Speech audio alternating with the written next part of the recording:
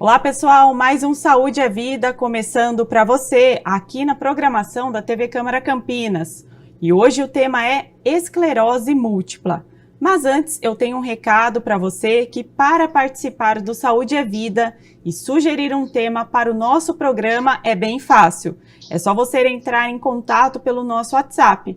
O DDD é o 19, o número é o 978293776. Vai aparecer aí na sua tela também um QR Code para você acessar pelo celular.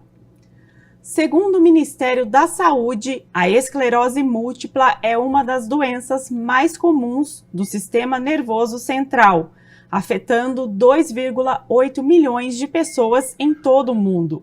No Brasil, a Associação Brasileira de Esclerose Múltipla estima que cerca de 40 mil brasileiros convivem com a doença. Depois de doenças neurológicas decorrentes de traumas, de acidentes, a esclerose múltipla é a maior causa de incapacidade neurológica em adultos jovens. E para falar sobre esse tema, o convidado do programa de hoje é o neurologista do Hospital Sírio-Libanês, Pedro Torreta. Pedro, muito obrigada pela sua participação aqui no nosso programa, no Saúde à Vida. Eu que agradeço a oportunidade. Doutor, para a gente começar, então, explicando para o pessoal de casa, eu gostaria que o senhor falasse um pouquinho, né, de uma forma bem geral, o que é a esclerose múltipla? Olha, a esclerose múltipla ela é uma doença autoimune.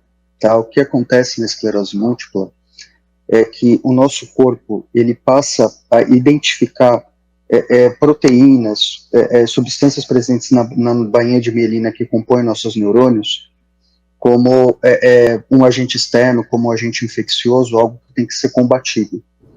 E aí ele monta uma resposta inflamatória que acaba agredindo essas estruturas. Tá? E quando isso acontece, isso leva à formação de áreas de desmielinização no cérebro. Né? Inicialmente, a lesão apenas dessa bainha de mielina, mas eventualmente, em casos de inflamação mais crônica, eventualmente pode ter até lesão do próprio neurônio que passa por dentro dessa bainha também, tá? E como toda doença autoimune, ela tende a ocorrer em surtos de atividade, né? Então a pessoa está bem, ela desenvolve um sintoma neurológico que se instala geralmente em mais de 24 horas, então percebe às vezes uma fraqueza, uma alteração de sensibilidade, que geralmente evolui progressivamente durante esse intervalo de pelo menos 24 horas, esse sintoma ele tende a perdurar durante um período que pode variar de algumas semanas, e muitas vezes ele até tem uma melhora depois de algum tempo, tá? pela melhora da atividade inflamatória, mas o efeito da inflamação está lá no cérebro, né? Ele continua lá. Tá? Certo, pode continuar, por favor. Não, isso é a fase mais inicial da doença, né, que é a fase que a gente chama de recorrente remitente, que é essa fase mais inflamatória, né, da esclerose múltipla. Né? Pessoas, às vezes, que não têm um tratamento adequado, um diagnóstico precoce, por exemplo, tem uma chance maior, às vezes, de evoluir para uma forma depois um pouco mais progressiva, que aí sim é um pouco mais difícil de tratar em fases mais avançadas. Doutor, e quem que está mais sujeito a desenvolver essa doença? São os homens, as mulheres, os mais jovens, os adultos?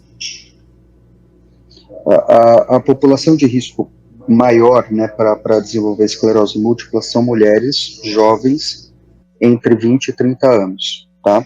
O que não significa que pessoas mais velhas, na faixa etária dos 40, 50 anos, às vezes a gente vê iniciarem manifestações da doença, e homens também pode desenvolver, tá? Mas o pico de incidência é entre 20 e 30 anos, tá? É possível desde a faixa etária pediátrica, né, manifestações, né, ali, às vezes no início da adolescência, geralmente até os 40, 50 anos é possível iniciar manifestações relacionadas à doença, tá?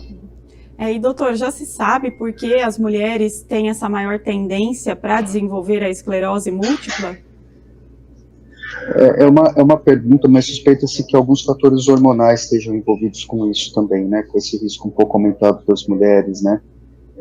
alterações na resposta imunológica, né, entre o sexo masculino e feminino também pode ter uma participação nisso. Tá? Mas o porquê exatamente as mulheres têm essa tendência um pouco maior não é algo que é totalmente esclarecido. Tá? Doutor, já se sabe qual a causa dessa doença crônica? Um avanço grande que teve agora, né, em torno de 2020, 2021, é que entendeu-se que para desenvolver esclerose múltipla era muito importante ter um contato com um vírus que é muito comum na população, quase todos nós vamos ter contato com esse vírus uma vez na nossa vida, que chama Epstein-Barr, tá? E o que acontece é que esse vírus, a gente tem contato com ele causa uma doença que pode ser na infância, geralmente na adolescência, que parece um resfriado, às vezes um resfriado um pouco mais prolongado, aquilo que se chama de mononucleose, né? Um quadro de faringite muitas vezes.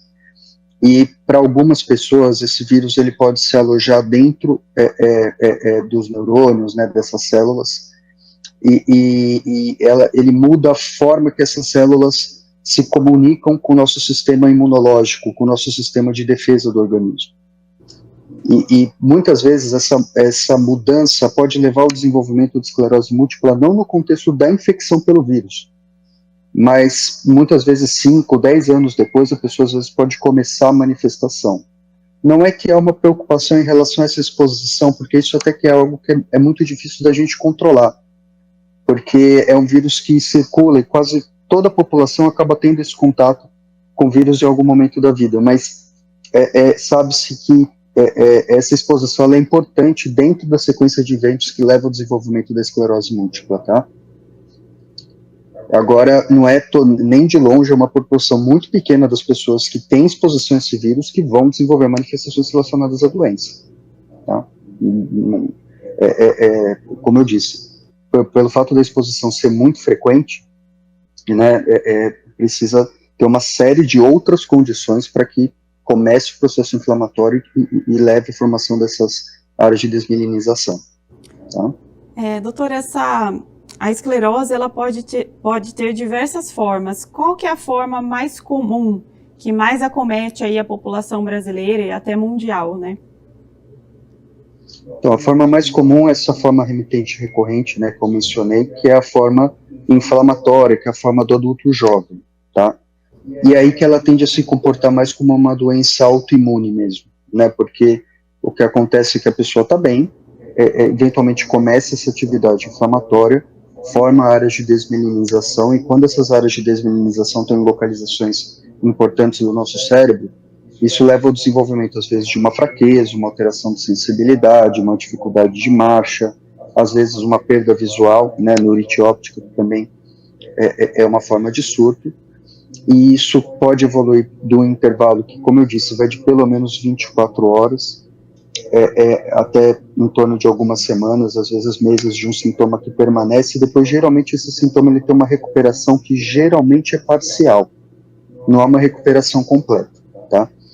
E esses surtos, eles vão se acumulando ao longo do tempo, né? E quando a pessoa não faz um diagnóstico apropriado nessa fase, é que essa atividade inflamatória vai se acumulando, esse processo inflamatório, ele vai se intensificando no cérebro, e quando muitas vezes perde o momento adequado da questão de fazer o diagnóstico inicial, o tratamento, isso pode evoluir depois para uma segunda fase, que é a outra forma de esclerose múltipla, que chama secundariamente progressiva, tá? Que é a evolução dessa forma remitente recorrente sem tratamento, tá?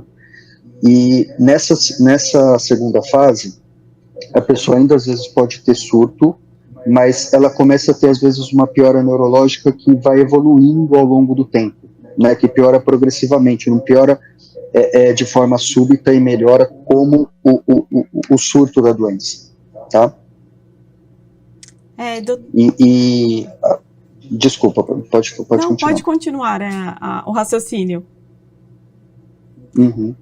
E só comentar que existe uma terceira forma, que é uma forma mais rara, que algumas pessoas às vezes podem começar com essa forma progressiva. Isso tende a acontecer mais em homens de uma idade um pouco mais avançada, que às vezes pode começar de uma forma mais progressiva desde o início da doença, que é a forma primariamente progressiva, tá? Mas isso ainda bem é uma forma mais rara, né, de início da doença. Doutor Pedro, quais são os sintomas típicos da esclerose? Acho importante a gente falar um pouco disso também, até por uma questão de alertar, né, a população, as mulheres, né, principalmente, porque muitas vezes esses sintomas também podem ser confundidos com outras doenças. Então, é bom a gente, né, fazer esse alerta aqui. Não, sem dúvida. As formas, o sintoma mais comum, né, os sintomas mais comuns de surto é alteração de sensibilidade, né, alteração de força motora.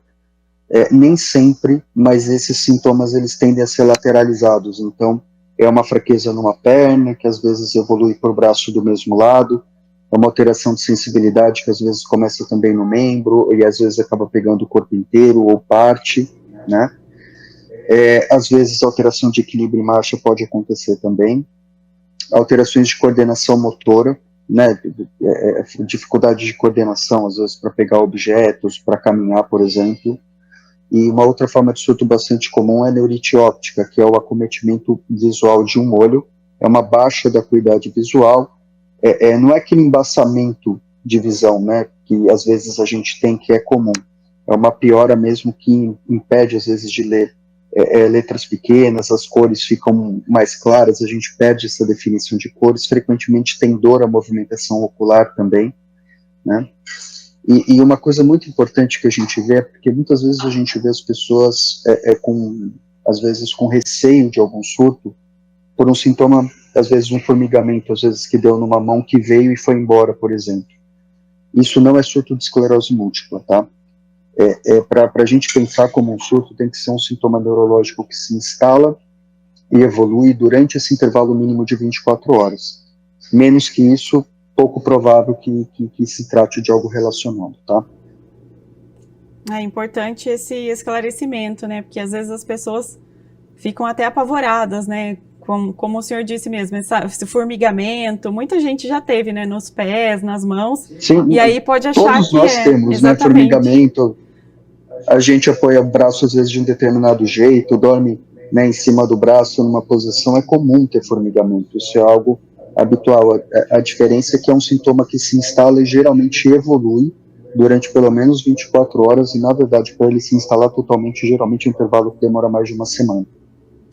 Doutor, existem fatores que podem piorar o quadro da esclerose? Podem intensificar, né, na verdade, os sintomas? Sim, existem uma série de fatores. A gente sabe que pessoas, às vezes, que têm obesidade, tabagistas, né, pessoas, às vezes, que têm um controle ruim do ponto de vista cardiovascular, tem uma chance, tende a ter uma evolução pior da doença ao longo do seu curso, né? Existem alguns outros fatores protetores também, como realização de atividade física, por exemplo. Ter níveis adequados de vitamina D é algo que a gente procura buscar nas pessoas que têm risco, né, para desenvolver a doença. Embora esse efeito da vitamina D seja pequeno, é algo que a gente gosta de deixar dentro dos níveis recomendados. Mas para as pessoas que têm esclerose múltipla, o mais importante é ter hábitos de vida saudável. O que eu costumo, às vezes, explicar para as pessoas, para os pacientes, é assim: quando a gente pensa ao longo do nosso processo de envelhecimento, a gente imagina que a gente vai ter dificuldades motoras, às vezes necessidade de algum apoio, alguma coisa, numa idade mais avançada, né?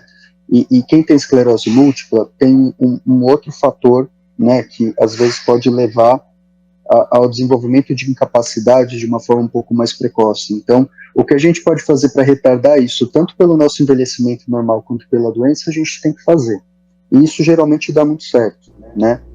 E a gente vai falar ainda um pouco sobre as estratégias de tratamento, mas com as possibilidades de tratamento atuais para controlar essa atividade inflamatória mais no início da doença, tendo hábitos de vida saudável, atividade física, né, uma boa constituição osteomuscular, alimentação saudável, isso ajuda muito ao longo do controle, né, ao longo dos anos, né, e permite uma manutenção de funcionalidade muito melhor.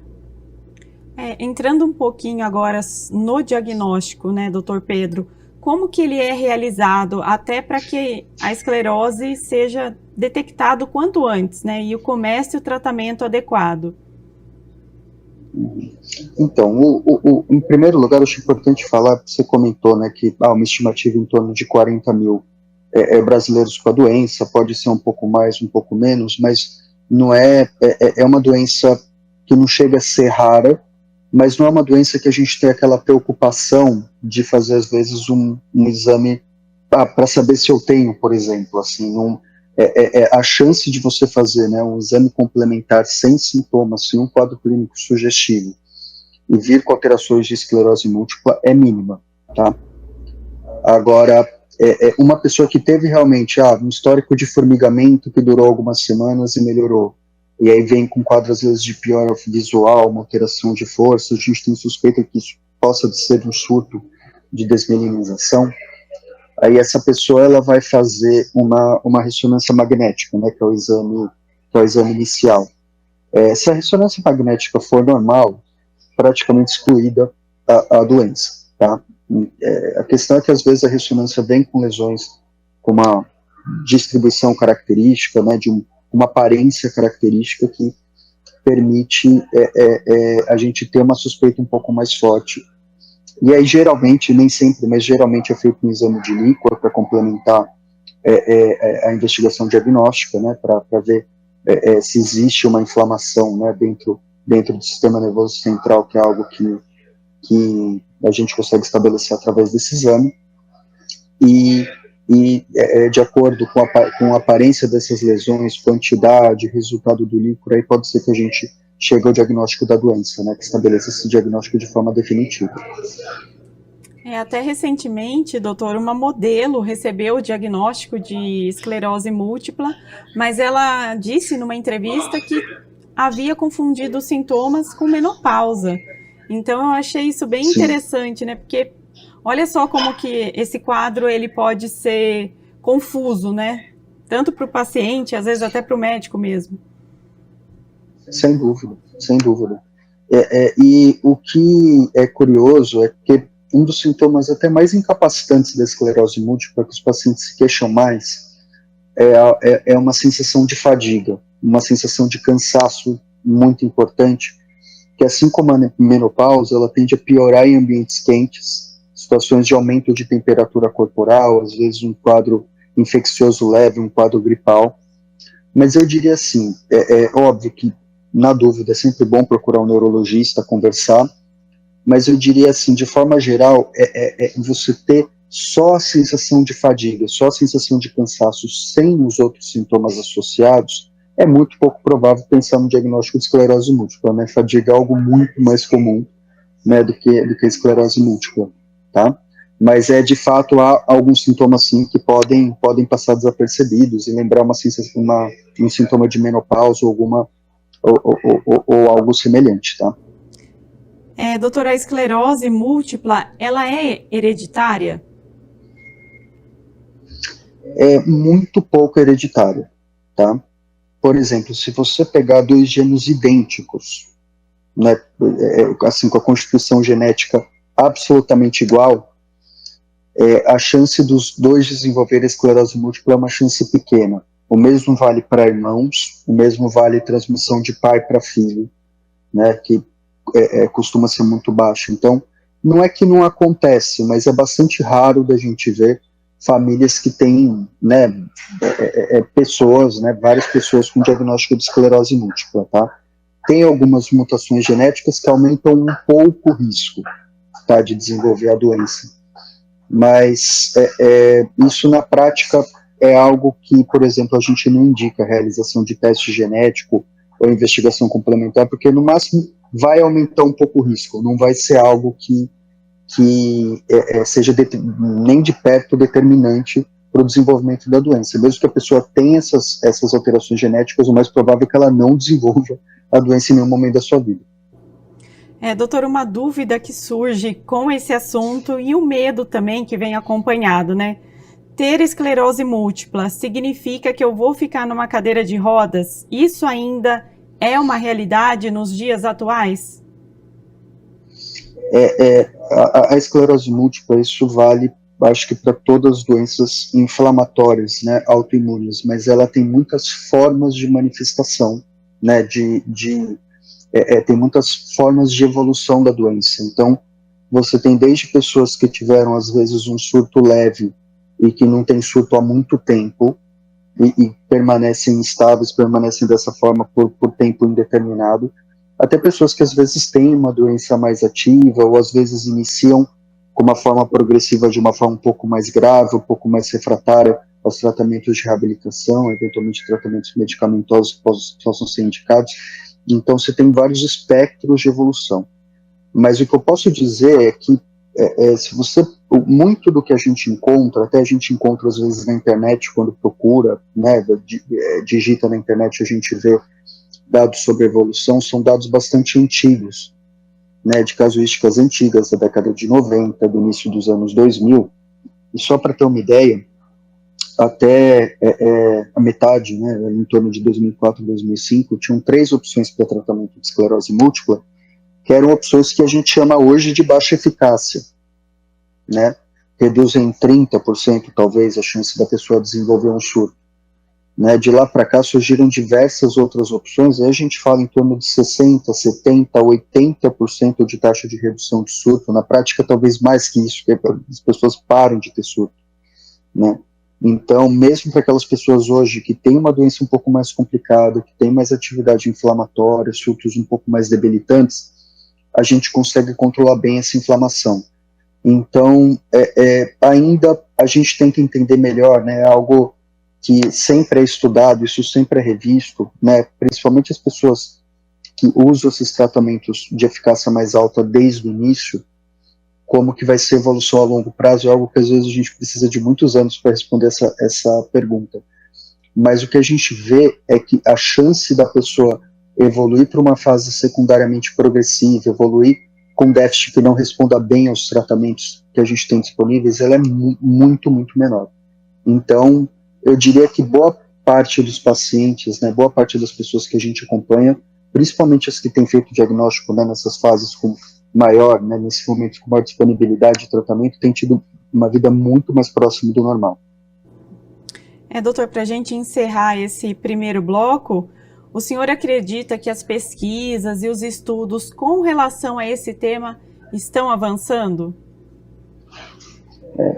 A esclerose múltipla é uma doença que ela tende a cometer até países que têm bastante tradição em pesquisa, né, e muito recurso para investimento, e tem uma frequência muito alta, né, tem uma incidência muito alta nesses países. Então, isso torna dela uma das doenças mais investigadas do mundo, né, em relação a estudos em andamento, em relação a possibilidades terapêuticas, em diversas linhas, tanto de medicações modificadoras de evolução de doença, eventualmente algo que a gente espera, talvez uma vacina contra esse vírus, né, que a gente entende que tem uma relação com a exposição, mas isso tudo são coisas para as próximas décadas, talvez, né, da gente, mas a evolução tem sido exponencial, vamos dizer assim, né, se a gente pegar a quantidade de medicações que a gente tinha disponível até pouco tempo atrás e o que a gente tem hoje para fazer, isso evoluiu demais nos últimos anos, né, e eu tenho certeza que esse caminho vai ser continuado, e talvez com opções para as pessoas que talvez perderam um pouco essa janela de controle inicial, né? A gente espera que tenha mais evoluções para esse grupo de pacientes também. Com certeza. Doutora, a gente vai para um rápido intervalo agora, porque no próximo bloco nós vamos falar sobre a importância do diagnóstico precoce e os tratamentos disponíveis para a esclerose múltipla. Nós já voltamos.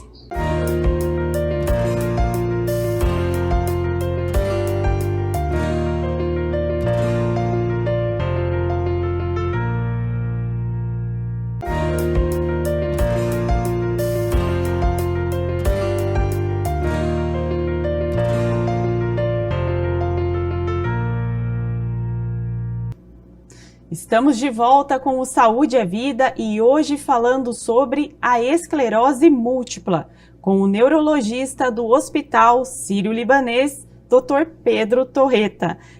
Doutor, muito obrigada, pela sua participação aqui conosco neste programa.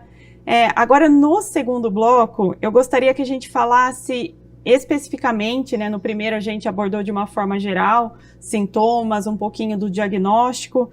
Agora, a importância, então, desse diagnóstico precoce relacionado aí com a qualidade de vida do paciente. O quanto é importante essa doença ser diagnosticada o mais breve possível.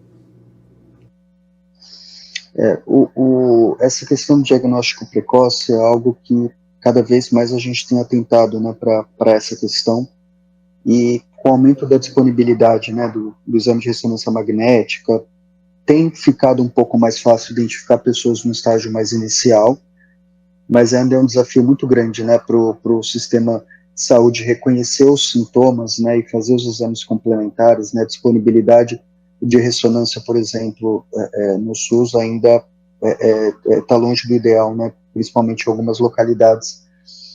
Mas a questão do diagnóstico diferencial, do diagnóstico precoce, ela é muito importante porque a gente sabe que o efeito dessas medicações mais potentes, as medicações que controlam a atividade inflamatória, esse efeito ele é muito mais importante numa idade mais jovem, no início da manifestação, do que depois. Tá? A magnitude desse efeito, o efeito dele a longo prazo para a gente prevenir que a pessoa acumule atividade inflamatória e evolua para uma forma secundariamente progressiva, acaba sendo muito maior. Inclusive, tem estudos que foram feitos que eles compararam pessoas com diagnóstico recente com medicações, às vezes, de uma eficácia um pouco mais baixa com uma eficácia mais alta. E também as pessoas que já recebem as medicações de eficácia mais alta, principalmente aquelas com uma atividade inflamatória maior, logo no início, elas tendem a também ter um curso mais brando, e uma chance menor de acumular incapacidade ao longo do tempo. Tá? Então, é importantíssimo. O desafio é reconhecer o sintoma e ter acesso ao exame de ressonância magnética para fazer o diagnóstico. Isso que a gente vê na prática. Doutor Pedro, agora eu gostaria que o senhor falasse um pouquinho quais são os tratamentos mais atuais e que estão disponíveis também no SUS para a esclerose múltipla. Em relação ao tratamento, existem várias opções, tem diversas medicações disponíveis hoje, ainda bem. Ainda são disponíveis aquelas medicações mais antigas, que seriam interferon, acetato de glatirâmino, que são medicações de administração subcutânea ou intramuscular. E essas medicações, elas acabam tendo uma eficácia um pouco mais baixa. Então, por conta disso, a gente não tem utilizado tanto na prática hoje em dia.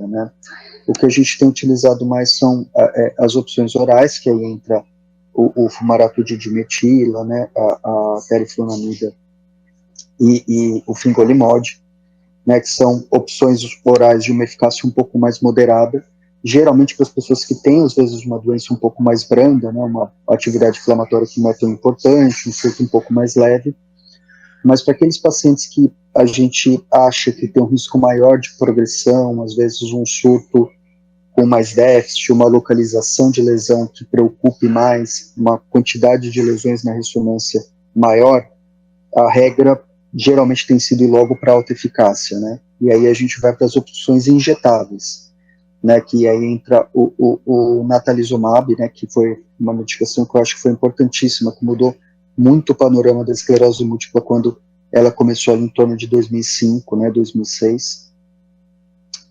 E do natalizumab era até não muito tempo atrás a única opção de alta eficácia que a gente tinha, e hoje tem diversas outras, pelo menos 4 disponíveis no sistema de saúde suplementar, tá? Em relação ao SUS, isso é algo que eu acho que ainda é um desafio, a incorporação dessas medicações de eficácia mais alta no SUS. O natalizumab está disponível, a cladribina, que é uma opção oral, na verdade, mas que entre nesse grupo de alta eficácia também deve ser incorporada, também deve começar a ser um pouco mais utilizada, mas o desafio é incorporar essas outras opções também, né, porque às vezes o paciente não pode usar uma determinada medicação por conta de algum motivo, a gente tem que transicionar para outra, e hoje dentro do protocolo, da forma como ele é estruturado, ainda há alguma limitação nesse sentido, né? Alguns medicamentos são mais de custo maior, né, também. Então, muita gente não consegue ter acesso a esses remédios e o ideal seria conseguir pelo SUS, né, doutor? O ideal seria, né? O ideal seria que todo mundo tivesse acesso a todas as medicações pelo SUS do fato de que uma medicação se adapta melhor a uma determinada situação, né? Cada uma dessas, existem pessoas que não toleram, não podem utilizar uma determinada medicação por algum motivo. No SUS ainda, quando você chega na alta eficácia, ainda você precisa de opções de alta eficácia. Às vezes a pessoa, por exemplo, não pode usar natalizumab de forma segura por mais de 2 anos. E aí você faz o que depois, né? Tudo bem, possibilidade de acladribina, ótimo. Mas isso poderia ser algo que sem dúvida tem um espaço para evolução aí, né? Agora, o fato de ter essas opções disponíveis já é uma ótima notícia, né? Isso já ajuda muito e tem muitas pessoas que vão estabilizar e que vão continuar usando essas medicações a longo prazo. Então, doutor, o tratamento é basicamente com medicação? Sim, sim. Uma coisa que eu acho relevante falar é que às vezes preconiza-se tratamento com altas doses de vitamina D, né, para esclerose múltipla. Isso é algo às vezes que se encontra, mas infelizmente é algo que não tem um embasamento científico, né? Essas estratégias elas não foram estudadas como as outras medicações, não entende-se o tanto perfil de segurança a longo prazo quanto principalmente o perfil de eficácia, né, dessas estratégias a longo prazo, né? E infelizmente a gente vê alguns pacientes que às vezes saíram dessa janela, né, de benefício das medicações, aí sim, imunobiológicas, né, com ação mais eficaz no momento ideal de controle da doença, e às vezes ficaram com protocolo de tratamento de uso de vitamina D em alta dose, depois elas voltam com déficit maior, né, e só que às vezes fora daquela janela ideal de tratamento. Então, o tratamento ele é feito com essas medicações preconizadas e eu digo que para inúmera parte dos pacientes, isso acaba se acertando em algum momento, a pessoa acaba usando uma medicação que controla a atividade inflamatória e consegue amenizar muito os efeitos da evolução da doença. Até gostaria de saber a opinião do doutor sobre o uso da cannabis medicinal para o controle dessa doença. Eu acho que uma coisa que a gente tem que entender é um pouco o que a gente espera, né, em relação ao uso da cannabis, em relação ao controle, em relação ao manejo de sintomas, tá? Então, em relação ao controle, eu acho que não há uma expectativa da comunidade científica, né, até pelo mecanismo de ação, né, do canabidiol, a forma como age a medicação, que ela seja uma medicação eficaz para controlar a atividade inflamatória, tá? O que talvez ele possa ajudar, mas isso em casos muito selecionados, das pessoas que têm às vezes formas mais progressivas ou que têm déficits significativos, às vezes espasticidade, às vezes uma dificuldade de alimentação por conta da doença em estágios mais avançados. Para esse grupo de pessoas, talvez a cannabis, o canabidiol possa ajudar um pouco no manejo de alguns sintomas, né? Mas existem, além do canabidiol, diversas outras opções que são muito úteis, né, para minimizar, né, para reduzir esses sintomas decorrentes do surto ou da progressão da doença, né, e o controle desses sintomas ou da fadiga, né, os outros sintomas relacionados. Na prática, é uma minoria de pacientes que acaba tendo indicação, né, e que mantém o uso do canabidiol, né, ou da cannabis medicinal durante um tempo, né, durante o curso de evolução da doença.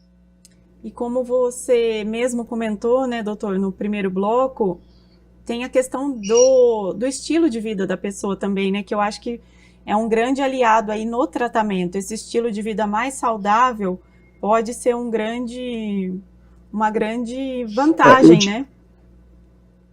Eu acho que junto da atividade, eu acho que na verdade são as duas coisas, né? O controle precoce da atividade inflamatória, né? Você cortar a inflamação ali no começo da doença com medicações eficazes, principalmente para quem realmente precisa disso. E o segundo ponto é esses hábitos de qualidade, esses hábitos de vida diária mesmo, né? De prática de atividade física, uma alimentação saudável, hábitos regulares de sono, evitar o tabagismo, né, evitar hábitos que sejam deletérios ao nosso organismo, porque isso vai fazer muita diferença lá na frente do ponto de vista de risco de progressão. Mesmo para as pessoas que têm, que às vezes têm essa doença de caráter um pouco mais progressivo, fazer atividade de reabilitação, ter hábitos de vida saudável ajuda muito mais, por exemplo, do que as medicações que a gente tem disponível para essa fase hoje. Talvez isso mude um pouco mais para frente, mas é uma parte tão importante do tratamento quanto o uso das medicações corretas no momento apropriado. Doutor Pedro, existem outras terapias que também podem servir de apoio para esse tratamento aí inicial, esse tratamento convencional?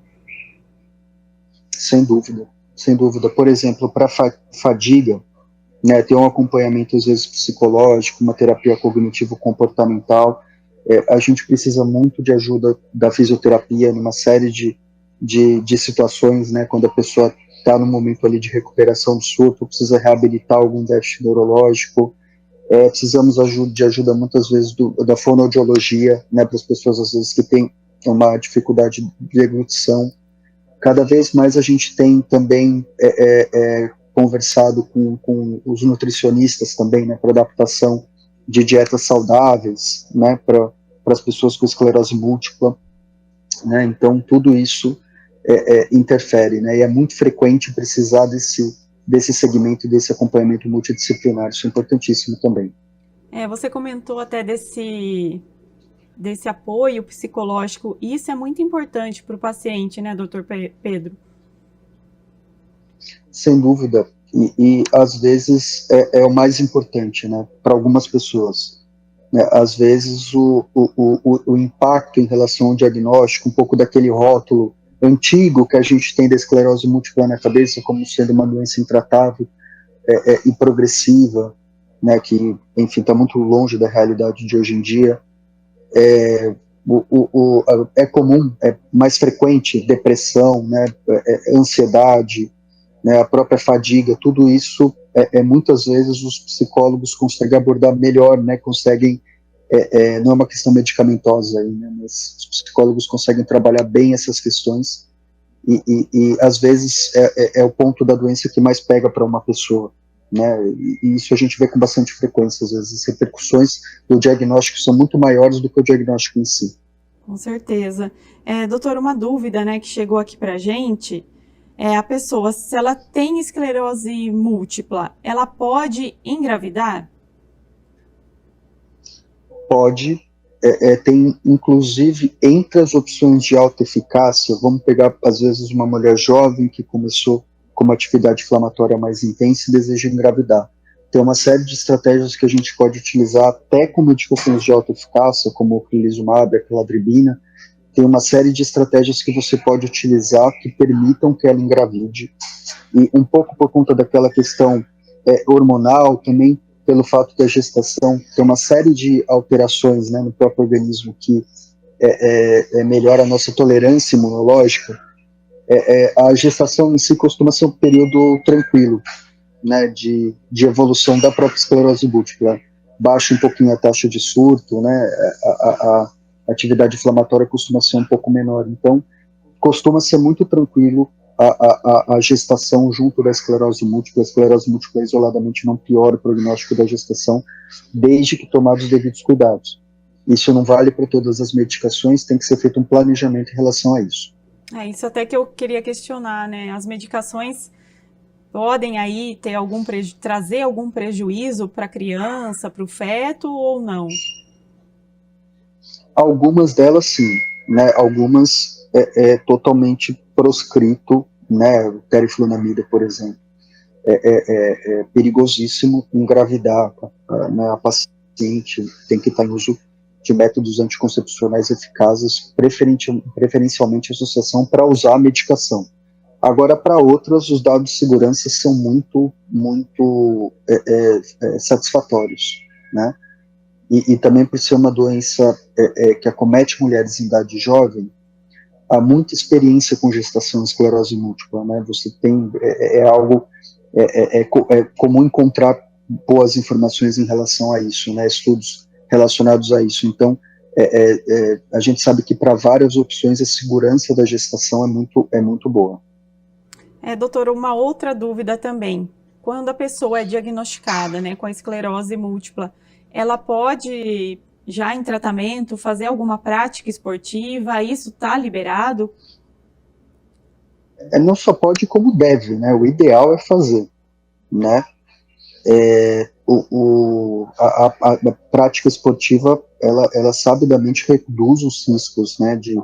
Existe uma melhora inflamatória mesmo da realização de atividade esportiva, né? Por exemplo, você evitar obesidade, você não ter excesso de tecido adiposo, por exemplo, algo que controla até essa atividade inflamatória, mas principalmente pensando mesmo no sistema osteomuscular mesmo, né, no músculo, no osso, no nervo que chega lá, na integridade deles, e pensar lá na frente naquele risco de progressão, a prática de atividade física é excelente para prevenir isso, né? Então, é mais do que recomendado que faça atividade física.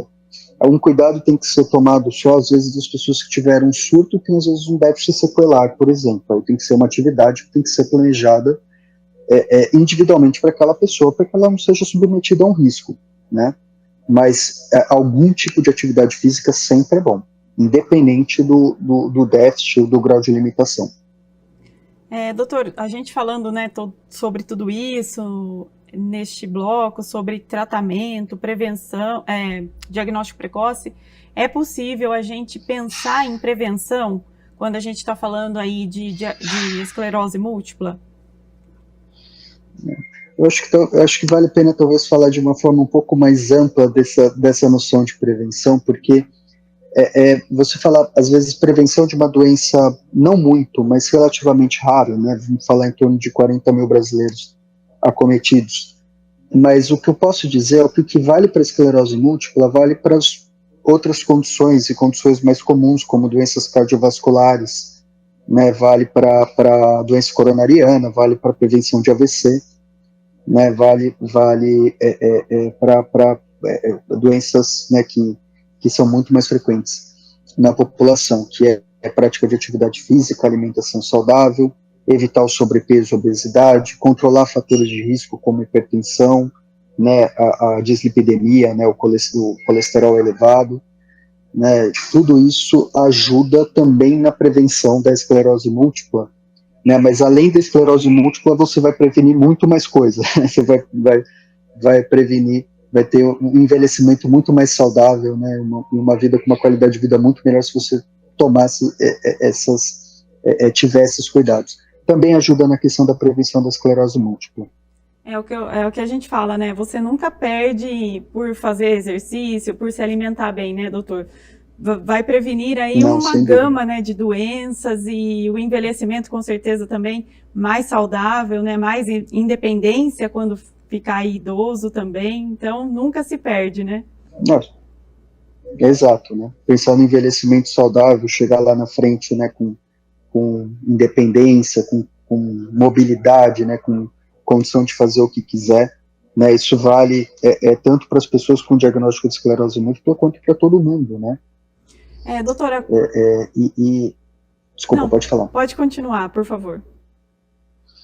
Não, eu ia falar só que ter esses hábitos vai ajudar todo mundo, né, lá na frente. Doutor, quando o paciente está ali, né, fazendo todo o tratamento, esse tratamento é para a vida toda, existe uma qualidade de vida, assim, que a gente pode dizer aceitável, até razoável, para esse paciente que já está há muito tempo em tratamento? Como que fica isso, né, durante todo esse tempo que ele está passando com essa medicação? Isso algo que não é muito claro, nem na literatura científica, é algo que a gente individualiza muito ainda de paciente para paciente, é por quanto tempo vai usar a medicação, né? Mas algumas pessoas, às vezes, esses quadros mais brandos, né, e leves, e a pessoa não tem surto há muito tempo, conforme vai chegando numa idade mais avançada, às vezes a gente até retira a medicação, observa, continua repetindo os exames, a ressonância, né, e vai fazendo segmento. Agora, em relação às pessoas que têm um déficit mais significativo, aí isso também tem que ser individualizado, né, porque a gente tem que ter uma ideia clara do benefício de determinada medicação, né, em relação a alguns riscos do tratamento, em relação ao benefício em quadros mais avançados.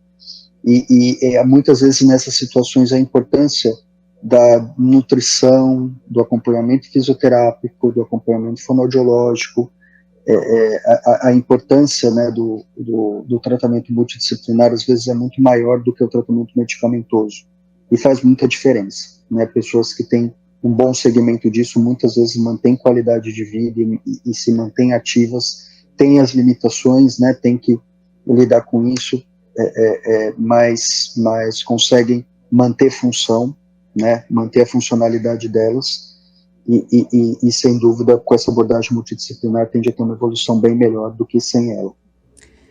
Doutor Pedro, para a gente já começar a finalizar, então, esse segundo bloco, eu gostaria de saber sua opinião, né, sobre as campanhas e ações voltadas para divulgar essa doença, né, divulgar a esclerose múltipla, para que essas informações cheguem, né, para a população e a população tenha conhecimento que existe, né, essa doença crônica. Muita gente nunca ouviu falar, às vezes nem sabe, né, do que se trata. Uhum. E quando as pessoas ouvem, muitas vezes elas imaginam que vai ser uma doença progressiva, que a pessoa vai ter incapacidade, vai ter, né, não vai conseguir desempenhar as atividades de vida dela, quando na verdade a nossa expectativa é justamente o contrário disso, né? Então eu acho que as campanhas de divulgação são importantes para reconhecer às vezes os sinais, né, de surto, né, para informar a população dos sinais de risco em potencial, para a pessoa procurar assistência médica, né, e fazer os exames necessários. Agora, talvez até mais do que isso, algo que eu acho essencial para as pessoas entenderem que quem tem diagnóstico de esclerose múltipla pode trabalhar, pode fazer as atividades, pode produzir, deve fazer atividade esportiva, deve ter uma vida mais próxima do normal.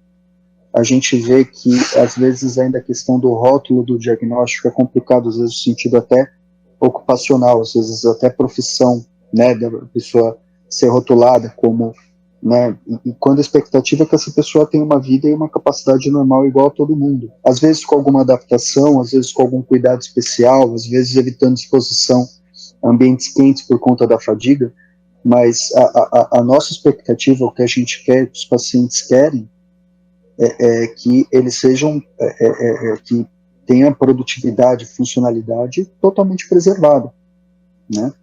Então eu acho que essas campanhas elas são importantes também para a sociedade em geral, para entender que a pessoa com esclerose múltipla ela está habilitada a fazer tudo que ela quiser, né? Que ela puder fazer. E para encerrar então, né, doutor, para quem recebeu o diagnóstico de esclerose múltipla, qual que é o recado que você deixaria para essas pessoas, né, para que elas, né, não desanimem, né, não acreditem que isso é uma sentença, né, que é possível sim tratar, tem os medicamentos, tem essa questão do estilo de vida também? Sem dúvida.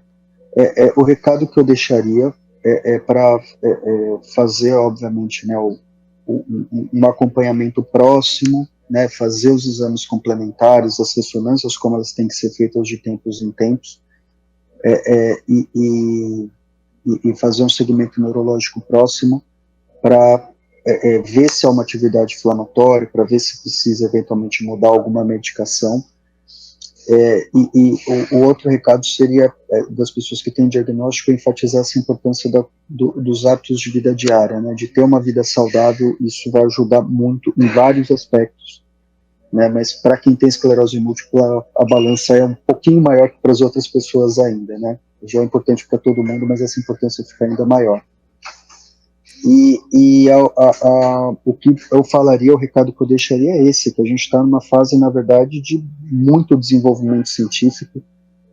Existem diversas opções de tratamento, futuramente teremos mais opções, né? Talvez o panorama da doença mude muito nos próximos anos, né? A gente está na expectativa, né, de uma série de avanços científicos, né, de uma série de medicações novas que estão sendo testadas nos estudos, e sem dúvida vamos ter mais opções mais para frente, tá? Então, não é o recado é justamente para não desanimar e continuar fazendo tratamento de forma regular e fazer atividade física e ter hábitos de vida saudável, né, porque vale a pena e é possível controlar tanto os surtos de inflamação quanto a progressão da doença a longo prazo. Doutor, muito obrigada pela sua participação e pela sua disposição em atender aqui a nossa equipe toda. Obrigada. Imagina, o prazer foi muito, tá bom? Obrigado, tchau, tchau. O Saúde é Vida fica por aqui. Obrigada também ao pessoal de casa pela companhia. Lembrando que você pode conferir todos os conteúdos no YouTube da TV Câmara Campinas. E não se esqueça de nos acompanhar nas redes sociais. A gente se vê no próximo programa.